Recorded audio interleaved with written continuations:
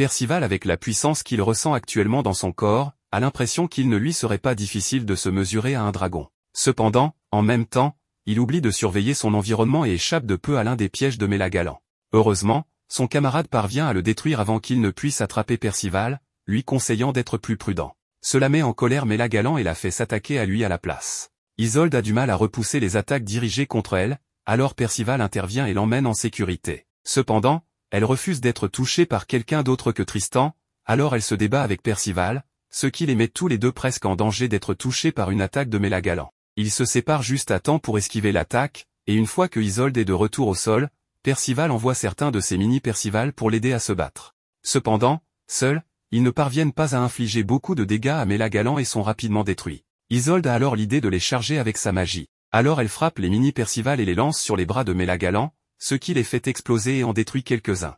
Mélagalan a encore beaucoup de bras, alors Isolde finit par être submergée et projetée en arrière par les coups.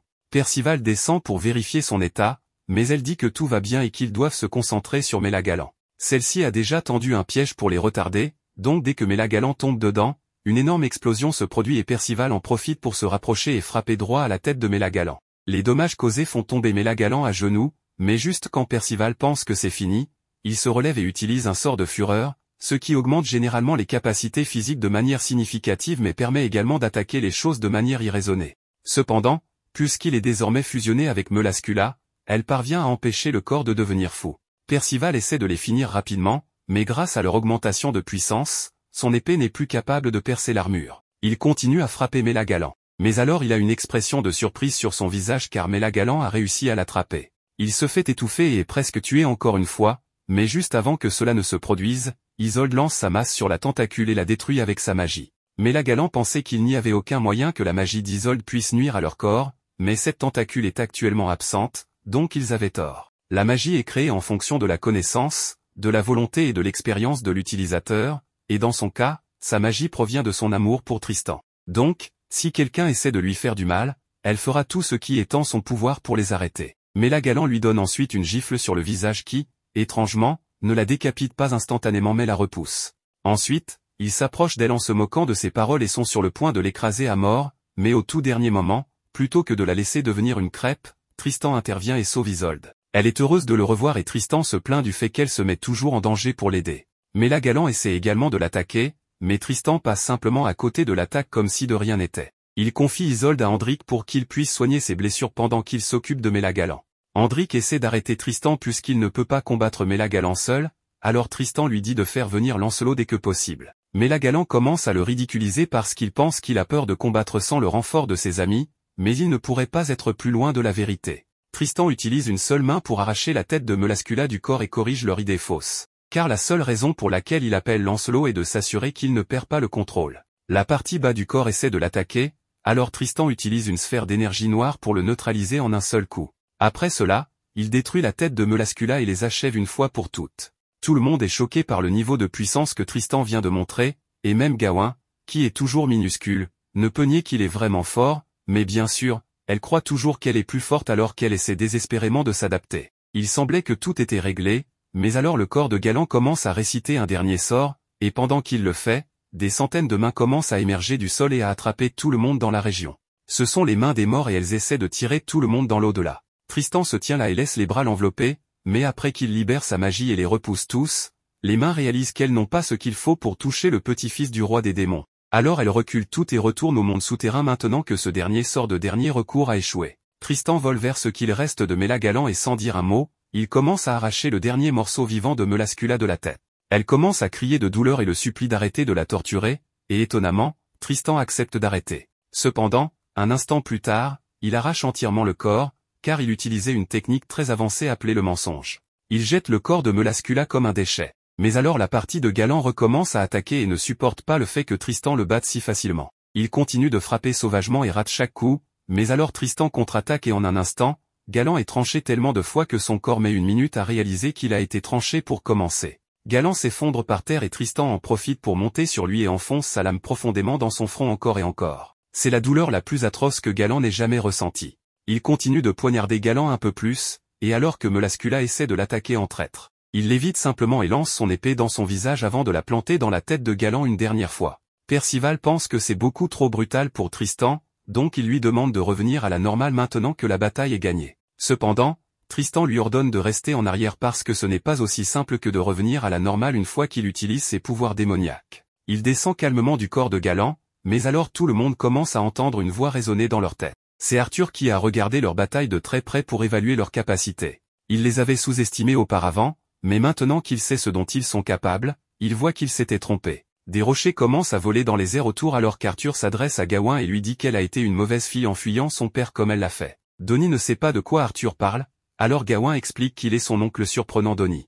Pendant qu'Anna aide aux efforts d'évacuation, quelques citoyens se rendent compte que les morceaux de pierre dans le ciel forment tous un escalier qui mène vers le ciel, alors ils restent là pour regarder malgré le danger évident.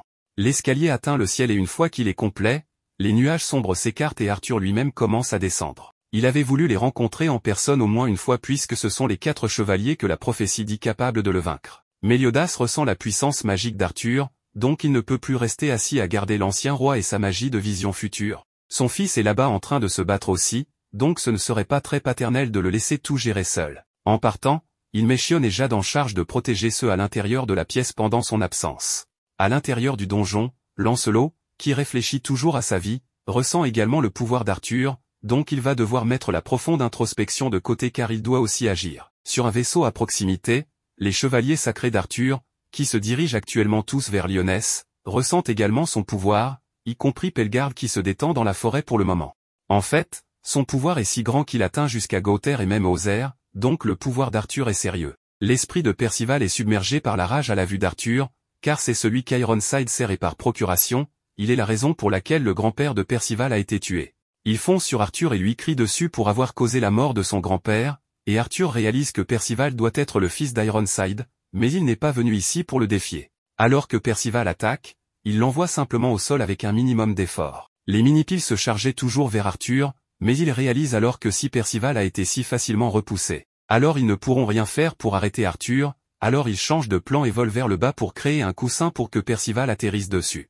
La raison pour laquelle Arthur est venu ici est parce qu'il veut tester ce que Tristan est vraiment capable de faire. Il est le fils du roi et de la reine de Lyonesse, donc il a sûrement quelque chose d'intéressant à montrer à Arthur. Tristan déploie ses ailes et s'envole dans les airs, jurant d'en finir avec Arthur ici et maintenant, et Arthur commente que Tristan est bien plus agressif que d'habitude. Donc il suppose que c'est à cause de son côté démoniaque. Tristan lui dit de se taire et fonce pour attaquer, mais tout comme avec Percival, dès qu'Arthur lève la main et invoque un bouclier, Tristan est soufflé en arrière avec tant de force qu'il s'écrase au sol et soulève un énorme nuage de poussière. Une fois la poussière retombée, il est clair que Tristan a été mis hors jeu, mais le reste des chevaliers reste plein d'espoir et préparent leurs armes pour se battre. Cependant, Arthur libère son pouvoir et a des dizaines d'armes dorées formées autour de lui, et la pression émanant de son trésor est suffisante pour empêcher tout le monde de bouger, sauf Gawain qui semble être complètement immunisé contre cela. Percival fait de son mieux pour avancer malgré tout, mais c'est comme si son corps refusait de faire un autre pas, donc tout ce qu'il peut faire, c'est crier le nom d'Arthur dans la frustration. Voilà le pouvoir du roi du chaos, et il se fait certainement sentir. Avec une voix puissante, le roi Arthur dit à tous de l'écouter attentivement. Pendant ce temps, Percival et les autres sont paralysés tandis qu'Arthur descend les marches. Il se présente en déclarant qu'il était le roi de Camelot, le royaume du sud détruit par le roi démon et les 7 péchés capitaux lors des événements de la guerre sainte. Tout le monde est captivé par sa voix et Anna souffre, car la voix du roi Arthur résonne directement dans son esprit. Le roi Arthur informe alors tous les citoyens de Lyon qu'ils font face à un problème similaire à celui qui est arrivé à Camelot. Il commence à manipuler les cœurs des gens en leur rappelant les blessures causées par les récentes guerres, telles que la guerre sainte il y a 3000 ans et celle d'il y a 16 ans. Cela fait pleurer les citoyens en se souvenant de leurs proches morts dans ces guerres. Anna est sous le choc alors que tout le monde est profondément ému par les paroles d'Arthur. Par exemple, l'homme derrière elle dit que sa sœur est morte en le protégeant des démons il y a 16 ans. Arthur dit qu'il est malheureusement impossible de faire revenir les morts et que les blessures du peuple resteront à jamais. Les gens commencent alors à se plaindre de ces paroles cruelles, affirmant qu'ils ont appris à vivre avec leurs souffrances. En réponse, le roi Arthur leur dit que s'ils viennent à Camelot, ils pourront retrouver tous les êtres chers morts lors des guerres et autres événements auxquels ils n'ont pas pu dire adieu. Dans une sorte de vision, il fait voir à chacun de leurs proches, et même Percival voit son grand-père. Arthur affirme que son objectif est le salut de l'humanité, car il se considère comme un messie, mais il ne compte forcer personne et leur demande de bien réfléchir à sa proposition. Pendant ce temps, il dit que les 7 péchés capitaux, les héros qui ont sauvé le royaume, sont une alliance de différentes races et qu'ils trahiront sûrement les humains. Mais soudain, quelqu'un attaque le roi Arthur. Arthur dit que cela devait être attendu de l'un des chevaliers prophétisés, et encourage tout le monde à l'attaquer sans crainte. On découvre que c'est Tristan qui l'a attaqué, lui disant que ses mensonges le dégoûtent. Cependant, Arthur le sous-estime en disant qu'il n'est qu'un jeune garçon, et lance une attaque contre lui. Mais ensuite, quelqu'un de spécial contre-attaque. Oui, mesdames et messieurs, il s'agit de Méliodas, qui dit à Arthur qu'il n'aurait jamais imaginé devoir l'affronter avec son épée de cette manière. Tout le monde est choqué de voir Méliodas se préparer à combattre Arthur. Ce dernier dit à Méliodas qu'il est désolé de devoir dire cela, mais qu'il a décidé d'éliminer toutes les races non humaines afin que les humains puissent atteindre une paix véritable. Il rappelle ensuite à Méliodas certaines paroles qu'il avait prononcées dans le passé, un homme ne doit jamais renier un serment qu'il a fait. Méliodas répond qu'il a aussi dit que, même si quelqu'un s'éloigne du bon chemin, comme dans le cas d'Arthur, les 7 péchés capitaux seront toujours à ses côtés. Alors, Méliodas crie à Arthur qu'il va le réveiller des émotions qui l'ont aveuglé. Arthur se moque de lui en disant qu'il est déjà éveillé et que c'est pourquoi il va l'affronter. Le seul rêve qui est un cauchemar, selon Arthur, est un monde où les humains coexistent avec d'autres races qui ne font que causer des ravages. Il va donc reconquérir ce monde uniquement pour les humains.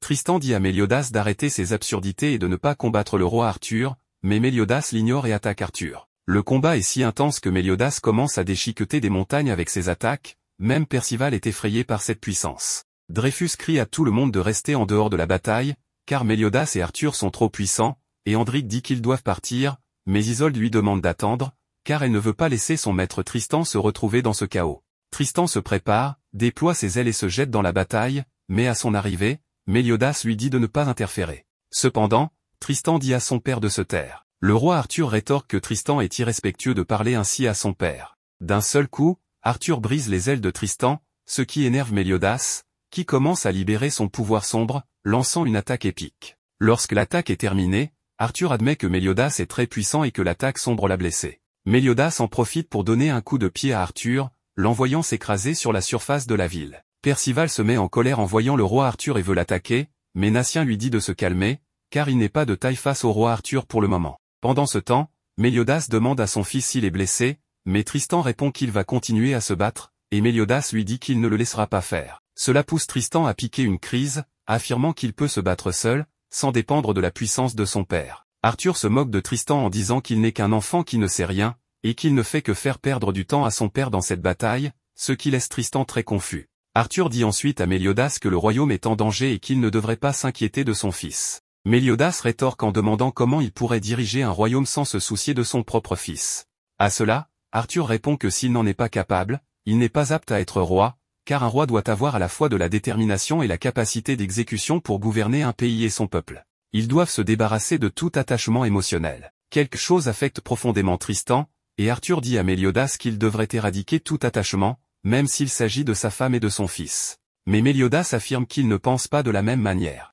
Arthur dégaine son épée pendant que Méliodas tente d'arrêter la souffrance de son fils. Arthur dit à Méliodas qu'il va mourir en essayant de protéger son fils. Percival crie à Méliodas d'être prudent, et Arthur attaque Méliodas avec son épée, mais quelqu'un dit que l'attaque a échoué, et Arthur remarque que son épée est cassée. Quelque chose de fou arrive à Tristan, il s'écrase sur le sol de manière presque humiliante. Ce personnage, qui a brisé l'épée d'Arthur, dit que Tristan est agaçant, puis l'attaque, le laissant inconscient. Méliodas se précipite pour sauver son fils, le rattrapant. Tristan reprend connaissance et son père lui dit que c'est assez de bêtises. Gawain est impressionné que celui qui vient d'arriver ait vaincu Tristan en un seul coup, et Percival demande qui a appelé ce gars.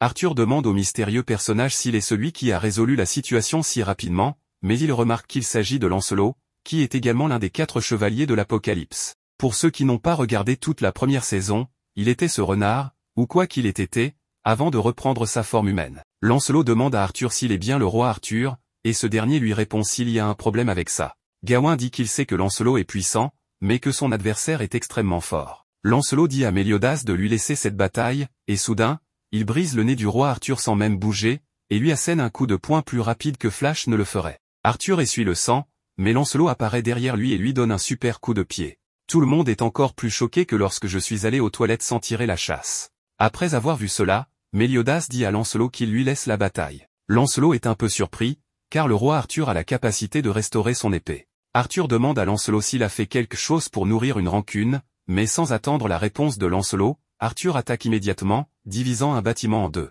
Lancelot dit à Arthur que son épée semble intéressante. Arthur répond que peu importe combien de fois la lame se brise, elle renaîtra, et elle s'appelle l'épée du chaos divin. Lancelot demande alors au roi Arthur si ses dents repoussent également. Lancelot frappe Arthur si vite qu'il lui casse les dents en une milliseconde. Tout le monde est terrifié par ce qui se passe, et le regard d'Arthur change alors qu'il dit à Lancelot que cette bataille sera très amusante. Lancelot remarque qu'Arthur peut régénérer n'importe quelle partie de son corps grâce au pouvoir du chaos qu'il détient en lui, mais il lui demande pourquoi son bras droit est toujours une prothèse, un bras qui avait été dévoré par un chat lors de la dernière guerre sainte. Arthur répond que ce n'est pas qu'il ne peut pas le régénérer, mais que cela lui sert de rappel du prix de la faiblesse. Lancelot rétorque qu'il espère que ce ne sera pas une excuse si Arthur perd, en disant que c'était à cause de sa prothèse. Arthur commence alors à attaquer Lancelot en disant que la jeunesse est ignorante, cruelle, et manque d'affection. Mais Lancelot le cloue immédiatement au sol et lui demande de quoi il parle. Tout le monde est stupéfait par ce qui se passe. Natien dit que Lancelot est en train de rivaliser, voire de surpasser, le roi Arthur en termes de puissance. Le prince Tristan reconnaît que les capacités de Lancelot dépassent largement les siennes et se rappelle qu'il y a 6 ans, Lancelot avait été enlevé dans le royaume de Benwick, mais 3 ans plus tard, il était revenu sain et sauf, avec des pouvoirs terrifiants. Tristan raconte que Lancelot n'a jamais voulu parler de ce qui lui était arrivé pendant son absence, mais son pouvoir rivalise désormais avec celui des 7 péchés capitaux. Lancelot attrape une des épées du roi Arthur, qui se lance à l'attaque, mais Lancelot réplique avec une attaque appelée la route étincelante, frappant Arthur durement et détruisant l'épée empruntée. Mais soudain, Arthur contre-attaque avec son pouvoir du chaos et dit à Lancelot qu'il n'est pas assez fort pour le vaincre. Ce pouvoir sombre frappe également Méliodas,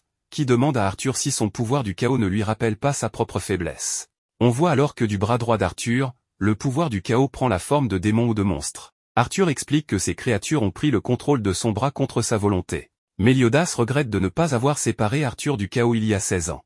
Cette puissance répugnante enveloppe maintenant toute la ville. Lancelot réapparaît, et Arthur lui demande s'il comprend la différence de niveau de puissance entre eux, mais Lancelot répond qu'Arthur ne sait rien de lui non plus. Soudain, Lancelot entre en mode ultra instinct, et tout le monde est émerveillé par la pression magique qu'il exerce. Les monstres du chaos fuient sous l'effet de cette pression. Tristan crie à Lancelot que lui seul peut vaincre Arthur. Pendant ce temps, les citoyens sont terrifiés par quelque chose qui apparaît dans le ciel, un immense vaisseau volant. Dreyfus et Hendrik réalisent que ce sont les chevaliers du chaos de Camelot, et même le père de Percival est parmi eux.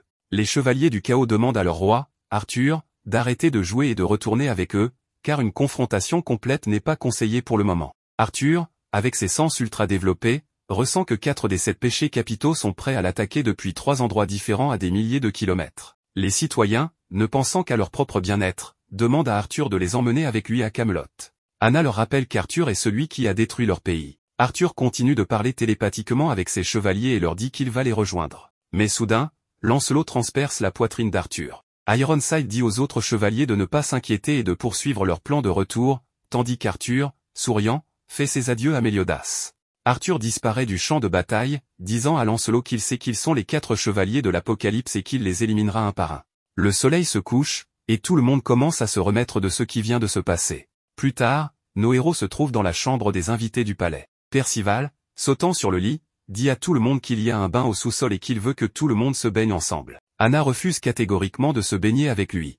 Les garçons demandent à Anna si quelque chose ne va pas, car elle semble tendue. Elle leur explique que les chevaliers ont risqué leur vie pour protéger la ville, mais que les habitants sont si ingrats qu'ils voulaient partir avec Arthur. Percival dit qu'il comprend ce qu'elle ressent, mais qu'il comprend aussi les sentiments des gens, car il ne sait pas si c'est vrai qu'à Camelot on peut voir ses proches décédés, mais il a vu son grand-père dans une vision. Cela laisse Anna sans voix. Percival est frustré, car tout le monde est fort sauf lui, et il se dit que le roi Arthur et Méliodas sont incomparables. Anna lui demande s'il a rencontré Méliodas, et il répond que oui, mais elle ne le croit pas. Ensuite, ils vont tous se baigner ensemble. Plus tard dans la nuit, Lancelot pense inviter tout le monde à dîner, mais ils sont déjà tous endormis. Comme Percival et ses amis dorment, Lancelot reste éveillé toute la nuit et va voir les vies perdues dans cette guerre. On voit le corps de l'un des commandements. Lancelot reste très sérieux face à la situation, mais soudain, une fille apparaît et lui dit qu'au total, 2 chevaliers sacrés, 3 géants, 7 fées et 1 prisonnier sont morts. Elle se jette là où se trouvent les corps, disant que ce sont peu de pertes,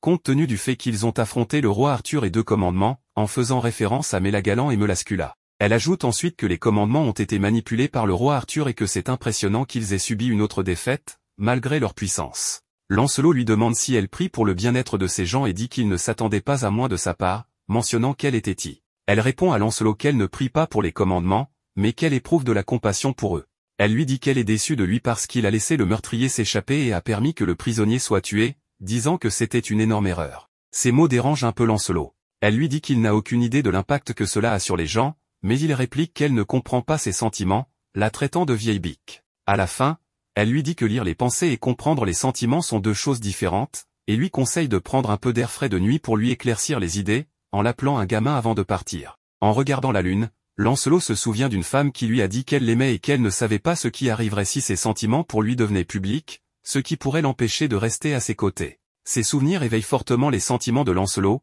et il se rappelle être plus jeune, embrassant cette fille qui lui avait dit qu'elle lui appartenait. Ces souvenirs font sourire Lancelot, en disant que cette fille était très étrange et qu'elle avait l'habitude de lui dire qu'elle l'aimait parce qu'elle était sa fan et avait entendu beaucoup de choses sur lui. Pendant ce temps, ailleurs, le fils de Méliodas s'entraîne toute la nuit. Il se plaint que son père le traite toujours comme un enfant, empestant à ce sujet. Pendant ce temps, Gawain pleure en se souvenant des paroles que son frère aîné lui disait. Enfin, l'aube arrive, et nos héros semblent avoir été invités à rencontrer le roi Méliodas. Anna est inquiète parce qu'elle ne pensait jamais rencontrer Méliodas, tandis que Percival dit qu'il a encore sommeil. Plus tard, il se trouve devant la salle d'audience, et le chevalier gardien dit à Percival de s'adresser au roi Méliodas avec respect et de l'appeler roi Méliodas. Les portes s'ouvrent, et à l'intérieur de la salle, il trouve la reine Élisabeth et Théti. Élisabeth les accueille chaleureusement, et Théti leur dit qu'elle est la reine Élisabeth. Percival dit qu'elle est belle, tandis qu'Anna dit qu'elle a déjà vu son visage quelque part. Il réalise alors qu'elle est la mère du prince Tristan. Élisabeth est vraiment éblouissante, et elle les remercie d'avoir combattu pour le royaume la veille. Le naïf Donny flirte pratiquement avec elle. Anna demande si le roi Méliodas n'est pas présent, et Méliodas apparaît, souriant joyeusement à tout le monde. Anna demande qui est ce garçon, et Percival lui dit que c'est Méliodas. Elle dit que ce n'est pas possible, que le roi Méliodas ne peut pas être ce petit gars. Natien dit qu'il s'agit peut-être du frère de Tristan, et la reine Élisabeth confirme qu'il s'agit du roi Méliodas, son mari. Méliodas leur dit que Tristan est leur fils. Anna ne comprend rien, car l'image qu'elle avait du roi Méliodas était différente, et elle est très triste, car son idéal de Méliodas a été brisé. Méliodas leur dit de passer au sujet suivant, disant qu'il a entendu de Lancelot qu'ils ont travaillé dur en tant qu'équipe, remerciant Anna, Donny et Natien d'avoir aidé Percival à arriver à Lyonesse. Percival dit que oui, c'était grâce à eux, mais lorsqu'ils se tournent pour les regarder, ils ont des visages tristes. Percival demande ce qui ne va pas, et le roi Méliodas lui dit de le laisser dire quelque chose de cruel. Il leur demande s'ils sont prêts à dire au revoir, ce à quoi Percival demande ce que cela signifie. Anna dit que c'est la triste réalité, et Natien dit qu'au fond de lui, il le savait déjà. Percival demande de quoi il parle. Anna dit à Percival qu'il est l'un des 4 cavaliers de l'Apocalypse de la prophétie, mais malheureusement, ils ne le sont pas encore. Natien ajoute qu'ils ne sont même pas des chevaliers sacrés, et Donny précise que si Percival continue avec eux, cela ne fera que retarder son chemin. Percival commence à pleurer en demandant de quoi il parle. Anna lui dit qu'il devrait comprendre. Il répond qu'il n'a même pas pu aider lors de la bataille d'hier, donc ce qu'ils lui disent n'est qu'une excuse. Il commence à demander à chacun d'eux s'ils sont de vrais amis. Donny lui crie de ne pas être un pleurnichard et le frappe au sol, lui disant qu'il est celui qui doit sauver ce monde désormais. Il lui dit qu'ils sont bien sûr ses amis, que c'était une question stupide. Natien, en pleurant, dit qu'il voulait aussi voyager avec lui. Anna lui dit qu'un jour elle deviendra chevalier sacré et qu'ils pourront se battre ensemble, lui demandant de l'attendre jusqu'à ce grand jour. Percival pleure en tenant la main d'Anna, et ils pleurent tous avec lui. Méliodas leur dit qu'il pense qu'ils comprennent mal la situation. Anna lui crie de lui dire ce qu'ils pourraient mal comprendre. Élisabeth apporte une épée à Méliodas, et il la dégaine, demandant à Natien, Donny et Anna de s'approcher de lui et de s'agenouiller. En s'approchant d'eux, il leur dit de ne pas bouger, plaçant l'épée à côté d'Anna. Il dit qu'en tant que roi de Lyonesse, il nomme Anna chevalier sacré. Il nomme également Donny chevalier sacré, et enfin, il nomme Natien chevalier sacré. Puis, il dit à Percival que c'est son tour et le nomme chevalier sacré des 4 cavaliers de l'Apocalypse. Il lui sourit avec un regard ferme alors que Percival pleure. Méliodas ordonne à Anna et aux autres d'aider Percival, ce à quoi Anna répond qu'il parlait d'un adieu il y a un instant. Méliodas leur dit que c'est un adieu à une vie normale jusqu'à la fin de cette guerre. Il leur explique que le destin du monde est maintenant entre les mains d'enfants comme eux, ce qu'ils regrettent, mais pour protéger Britannia, il a besoin de leur aide. Ils acceptent tous et forment une nouvelle équipe appelée l'équipe Percival. Méliodas dit ensuite aux enfants qu'il va les emmener à la salle des opérations. Il ouvre la porte où les autres chevaliers sacrés sont rassemblés. Ils se plaignent que l'équipe Percival est encore en pyjama. Tristan leur demande s'ils ont bien dormi. Lancelot dit à Percival de s'asseoir à côté de lui, et la première chose que Percival demande est si tout le monde a pris le petit déjeuner. Méliodas dit que tout le monde est déjà rassemblé, mais Percival remarque que Gawain manque à l'appel. Cependant, elle apparaît, et la femme qui la porte, Isolde, demande si Gawain fait vraiment partie des cavaliers de l'Apocalypse. Un chevalier nommé Chion dit à Gawain que les enfants ne devraient pas être à cette réunion, alors elle enflamme ses cheveux. Soudain, le feu dans les cheveux de Chion disparaît et Théti apparaît à côté de Méliodas, disant à tout le monde d'arrêter de faire tout ce bruit si tôt le matin.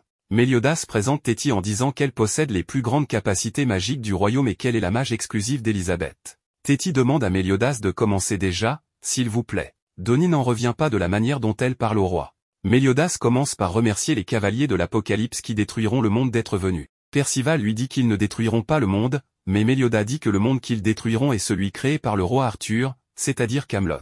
Natien est excité, car cela signifie que Percival et les autres sauveront Britannia. Méliodas leur dit donc qu'ils sont l'espoir de Britannia. Anna dit qu'elle ne comprend pas, car Camelot était censé avoir été détruite il y a 16 ans. Théti confirme que l'ancien Camelot n'existe plus, mais que le roi Arthur, en utilisant le pouvoir des ténèbres, a créé un nouveau Camelot dans une dimension différente, en dehors de ce monde. Cependant, pour continuer à construire cette cité, il semble que le roi Arthur doive payer un certain prix. Le naïf Percival ne comprend rien, alors Théti les téléporte pour leur montrer où se trouvait Camelot et ce qu'elle est devenue maintenant.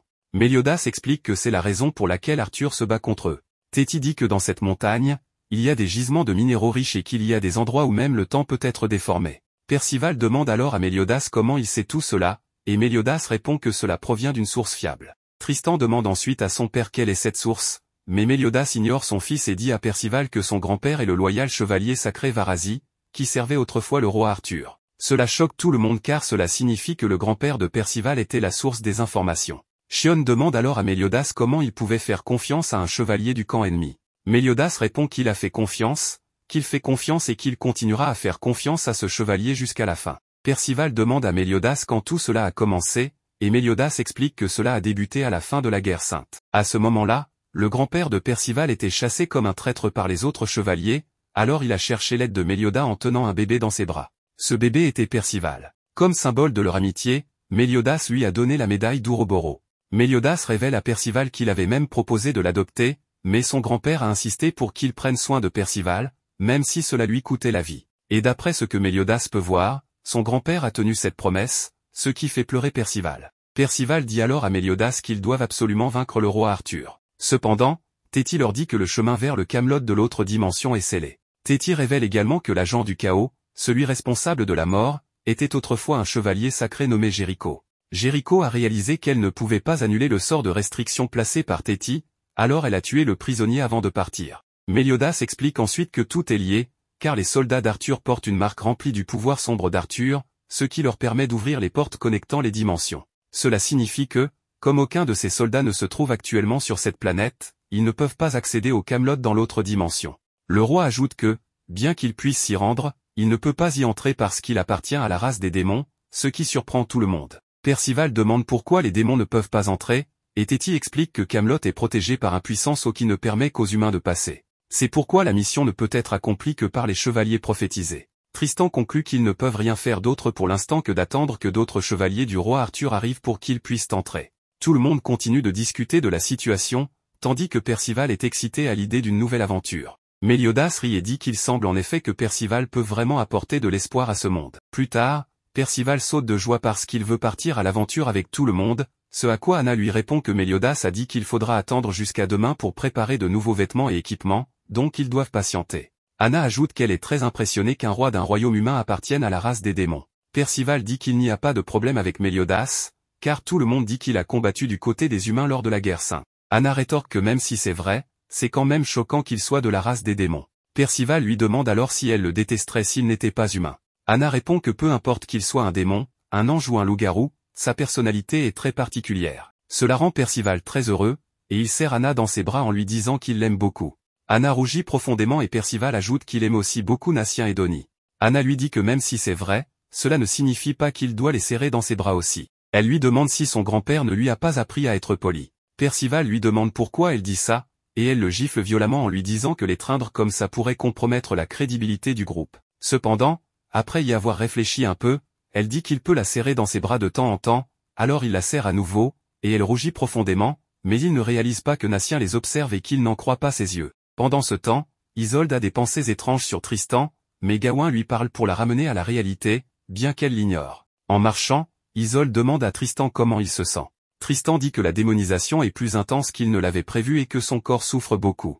Isolde s'arrête et lui dit de ne pas faire de choses imprudentes pour une femme comme elle. Elle lui demande ce qu'il compte faire s'il ne peut pas redevenir lui-même. Elle lui dit que lorsqu'il a combattu la bête, elle était tellement inquiète qu'elle sentait que sa poitrine allait éclater. Gawain est ravi d'assister à ce moment romantique entre Isolde et Tristan. Tristan s'excuse auprès d'Isolde, expliquant que lorsqu'il l'a vu tomber devant cette bête, il n'a pas pu s'empêcher de perdre le contrôle. Isolde lui dit que le groupe de Tristan est là pour le protéger et lui demande de ne plus refaire une chose pareille. Tristan dit qu'il est heureux qu'elle veuille le protéger, mais lui demande la permission de rejeter ses sentiments, la laissant un peu abasourdie. Il lui dit qu'ils sont des compagnons et que les compagnons sont tous également précieux. Pendant qu'il parle, Gawain remarque que Tristan est immature et ne comprend pas sa position. Tristan dit à Isolde que les races et les personnalités dans ce monde sont diverses, mais qu'il existe des histoires de héros qui ont surmonté toutes les difficultés, comme les 7 péchés capitaux. Il dit qu'il veut que le groupe de Tristan soit comme eux.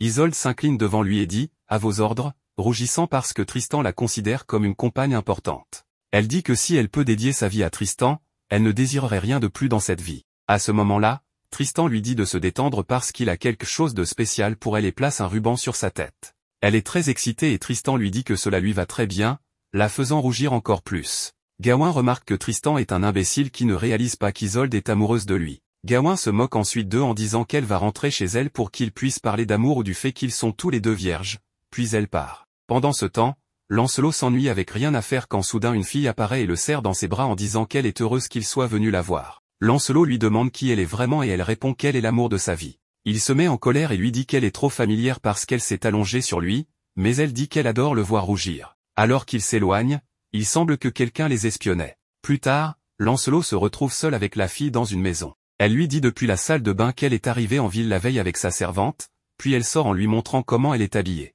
Elle le serre dans ses bras en disant qu'elle a attendu longtemps pour toucher le vrai Lancelot de chair et de sang. Lancelot lui demande à nouveau d'où elle vient, et elle répond qu'elle vient de Cameliard, un petit pays non loin de l'ancienne Camelot.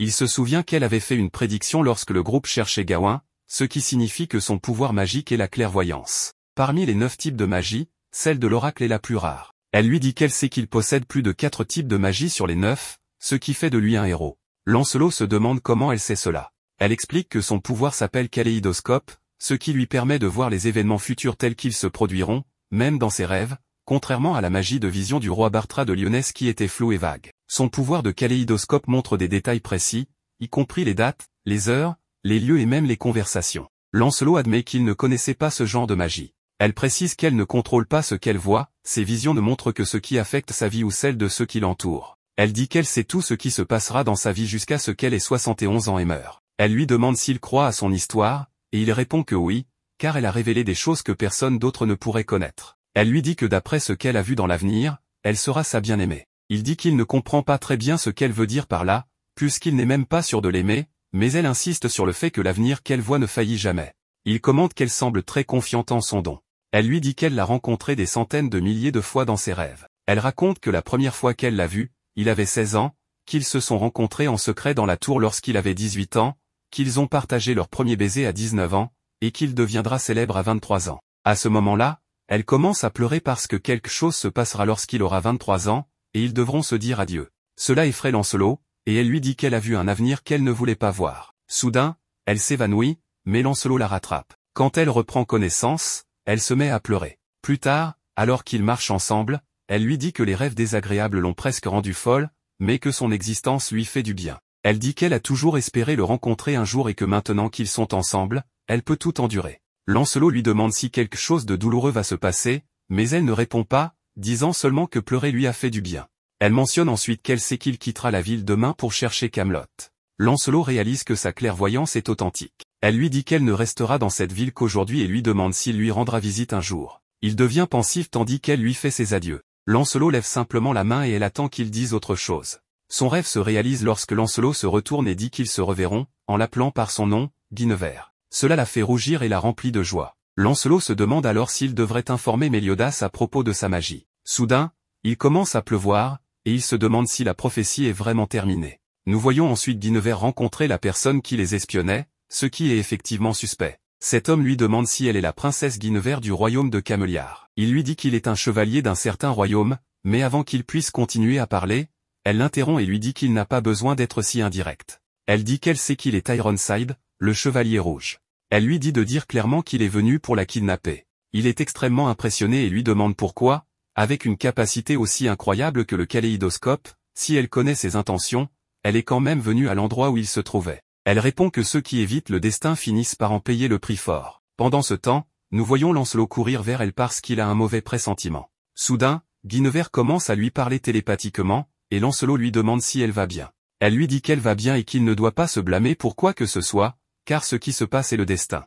Elle lui dit de la retrouver pour qu'ils puissent se revoir. Lorsque Lancelot arrive, Ironside l'a déjà emmené. Pendant ce temps, nous voyons Méliodas boire de la bière en regardant la lune, et Gawain apparaît soudainement. Elle lui dit qu'elle ne peut s'empêcher de ressentir de la compassion pour Tristan.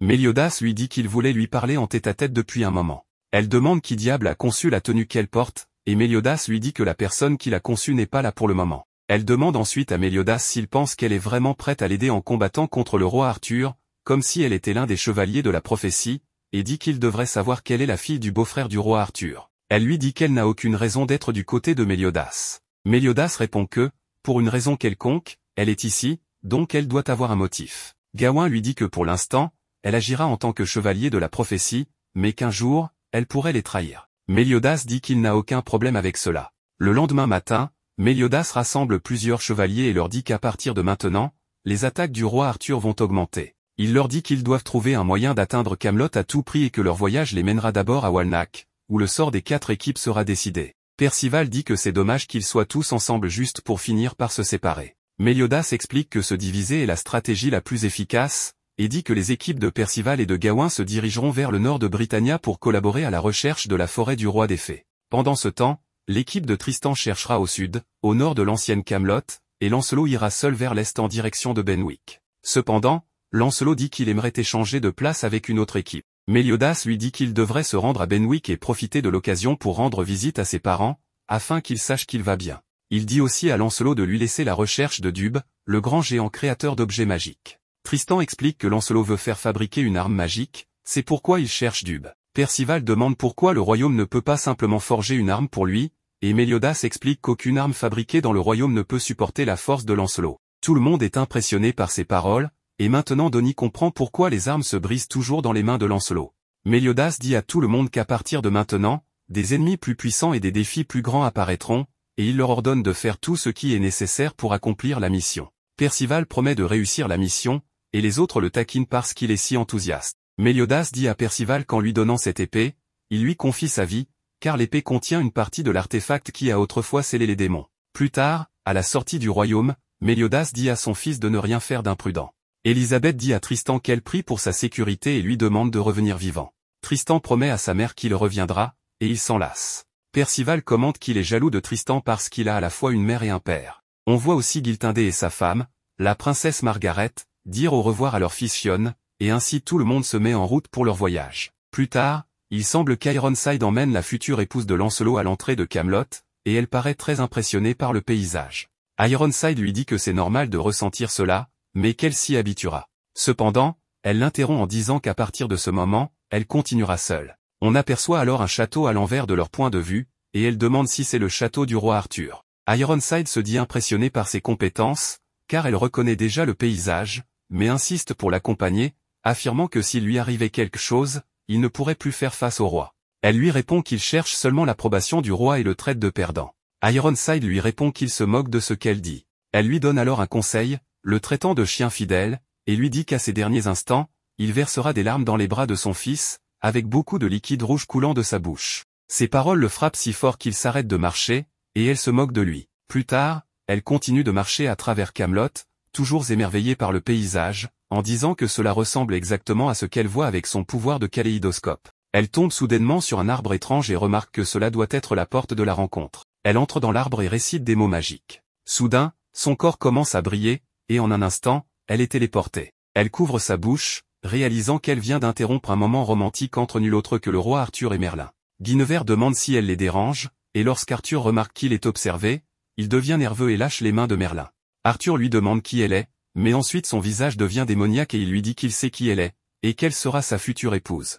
Pendant ce temps, Ironside continue de marcher en grommelant que cette petite peste, en parlant de Guinevere, est très agaçante. Il atteint un certain endroit et ouvre une porte. Soudain, il enlève sa veste et commence à réciter un poème dédié au royaume de Camelot et au roi Arthur. Sa personnalité devient enjouée, et il demande à quelqu'un comment s'est passée sa journée. Un garçon apparaît et dit « Papa, tu m'as tellement manqué aujourd'hui ». Cela signifie donc que Percival a un frère. Ironside dit au garçon de ne pas courir pour éviter qu'il se blesse, mais le garçon répond qu'il n'y a aucun danger dans ce monde. Il demande ensuite si Ironside a déjà vaincu les 4 chevaliers de l'Apocalypse. Ironside lui répond que pas encore, mais qu'il n'a pas à s'inquiéter, car il ne laissera personne détruire Camelot. Il promet de le protéger au nom de sa mère, et on voit le visage du garçon, qui s'appelle Diodora. Plus tard, on voit Diodora jouer avec un tigre et une sorte de dragon, tandis qu'Ironside les observe, appréciant le moment. En les regardant, Ironside se remémore le passé, lorsqu'il a perdu sa femme. Elle ne survivrait pas plus que le bébé qu'elle portait, mais Ironside l'a rassurée en lui disant que dans le nouveau monde que le roi Arthur construisait, elle vivrait. Plus tard, ils sont arrivés au nouveau Camelot, et Ironside a pleuré, car le bébé s'est immédiatement rétabli dans ce monde. Malheureusement, il n'est pas arrivé à temps pour sauver sa femme. Diodora réveille alors Ironside de ses pensées, lui disant que s'il s'endort là, il prendra froid. Diodora lui demande s'il retournera à Britannia demain. Ironside confirme en disant qu'il a une autre mission à accomplir. Il avertit également Diodora que Britannia est un monde dangereux et lui ordonne de ne jamais songer à y aller. Diodora le promet, ce qui rend Ironside très heureux. On peut voir qu'il ne se soucie pas vraiment de Percival, car il est visiblement plus heureux avec son fils. Pendant ce temps, Guinevere, Arthur et Merlin sont dans une sorte d'ascenseur. Arthur s'excuse d'avoir amené Guinevere dans ce monde de force, mais elle lui dit d'arrêter de dire des choses qu'il ne pense même pas. Il lui demande alors si elle ne pense pas qu'elle est très discourtoise envers un roi. Guinevere lui répond qu'elle ne le considère pas comme un roi. Arthur demande pourquoi elle l'appelle alors roi Arthur. Elle lui explique que l'appeler simplement Arthur impliquerait trop de familiarité de sa part et serait inconfortable pour elle. Arthur rit, la trouvant amusante. Ils arrivent finalement à un autre endroit, et Arthur lui dit qu'il ne l'a pas amenée dans ce monde pour être une prisonnière, mais pour être une invitée importante avec la plus haute autorité et liberté possible. Elle lui répond que s'il pense pouvoir la séduire ainsi, alors il est un roi naïf. Arthur précise que pour lui, être une épouse n'est qu'un titre, qu'il n'est pas vraiment intéressé par elle, et que seule la puissance de ses prophéties l'intéresse, le don de clairvoyance qui lui permet de voir l'avenir. Quant à l'amour, il lui dit qu'elle n'est pour lui qu'une gamine et qu'il n'est pas intéressé. Guinevere répond qu'elle sait qu'il a quelqu'un d'autre dans son cœur, tout en regardant Merlin. Guinevere se moque ensuite du roi Arthur, disant qu'il a dû créer une illusion réaliste de Merlin parce qu'il ne peut pas conquérir son cœur. Cela met Arthur en colère, et il poignarde Merlin ou son illusion, ou quoi que ce soit d'autre, car si c'est une illusion, elle est très réaliste. Arthur dit à Guinevere qu'il y a des choses dans lesquelles elle peut se mêler et d'autres non, et que c'est sa faute s'il s'est fâché. On découvre alors que Merlin, ou l'imitation de Merlin, est une fée remplie de pouvoirs sombres, transformée en Merlin. Le roi Arthur affirme qu'il déteste les illusions et préfère les choses réelles. L'obscurité de son bras droit consume la fée qui vient de mourir. Guinevere dit quelque chose d'étrange à Arthur, lui disant qu'il est son kaléidoscope et que conquérir Britannia ne sera pas aussi facile qu'il le pense. Arthur lui demande quelles difficultés pourraient bien se présenter, car avec sa capacité à voir l'avenir, il pourra anticiper n'importe quelle destinée et triompher. Guinevere lui répond que défier le destin entraîne un prix plus élevé. Arthur rétorque que ce n'est pas parce qu'elle dit des choses profondes qu'il doutera de ce qu'il veut accomplir. Guinevere lui raconte alors un événement qui se produira bientôt, afin qu'il comprenne qu'elle ne ment pas. Elle lui prédit que les 4 chevaliers de l'Apocalypse quitteront Lyonesse pour chercher un moyen d'entrer à Camelot. Sur leur chemin, ils s'arrêteront dans la ville de Warnack, où l'on célébrera le festival annuel. Ils logeront à une auberge nommée Gog-Magog. Les hommes du roi seront présents, en particulier Macduff et Téninique, et leur plan sera d'éliminer les 4 chevaliers à ce moment-là. Cependant, Lancelot les fera fuir, et les 9 autres membres profiteront de leur séjour sans rien remarquer. Ils partiront ensuite pour Dalmalie le jour suivant. Le roi Arthur est impressionné par la précision des visions de Guinevere grâce à son pouvoir de kaléidoscope, mais elle lui précise que ce n'est pas toujours aussi clair, que parfois ce ne sont que des rêves. À ce moment, Arthur appelle quelqu'un nommé Orandi et lui demande s'il écoute, puis il lui ordonne d'envoyer des gens si certains se trouvent près de Warnack, en répétant tout ce que Guinevere vient de dire. Guinevere, maintenant en colère, lui répète que s'il défie le destin, il en paiera le prix. Le roi Arthur lui répond que cela ne coûte rien d'essayer. Pendant ce temps, le soleil se couche et nos héros continuent leur route. Soudain, ils s'arrêtent en apercevant un grand mur. Percival annonce que c'est Warnack. En s'approchant, quelqu'un leur confirme que c'est la ville fortifiée de Warnack. Les enfants sont impressionnés par les murs massifs et les nombreuses fissures qui montrent qu'ils ont résisté à de nombreuses attaques. Tristan explique que cette ville est un important centre de commerce, souvent attaqué par des bandits. Lancelot informe le groupe qu'ils partiront pour Dalmalie demain et qu'il est probable que des ennemis rôdent dans les environs, leur conseillant de rester vigilants. Les enfants remarquent que ce soir, tous les habitants allument des torchets, et Isolde leur explique qu'ils célèbrent ici le festival des âmes en allumant des torchets et en priant pour les âmes des défunts. Tristan exprime son envie de profiter du festival, mais Lancelot lui rappelle sévèrement qu'ils ne sont pas là pour s'amuser. Ce soir-là, ils logent à l'auberge nommée Gog-Magog, comme Guinevere l'avait vu dans ses visions prophétiques. La réceptionniste leur demande s'ils sont venus pour le festival des âmes, mais Tristan explique qu'ils sont là pour autre chose et demande 2 grandes chambres pour 10 personnes. La réceptionniste leur indique qu'il ne reste que 2 chambres triples et un dortoir. Bien que certains membres du groupe veuillent chercher un autre endroit, Tristan refuse, sachant que tout est complet à cause du festival, et que trouver ces chambres est déjà une chance. Percival décide d'aller explorer la ville, et un autre membre du groupe est ravi, espérant avoir une chambre pour elle toute seule avec Isolde et Anna. Pendant ce temps, Percival et Donnie explorent la ville et grimpent aux murs. Percival, plus audacieux, commence à escalader les murs et observe une femme en train de se déshabiller. Il la salue, ce qui provoque un cri de la femme et fait tomber Percival. Un homme nommé Macduff arrive et demande ce qui se passe. La femme lui explique qu'un garçon l'a espionnée pendant qu'elle se changeait. Macduff change alors de sujet, disant que d'après les informateurs du roi, les 4 chevaliers de l'Apocalypse sont déjà arrivés en ville. Les 2 chevaliers envoyés par le roi Arthur se préparent à attaquer tandis que nos héros profitent du festival.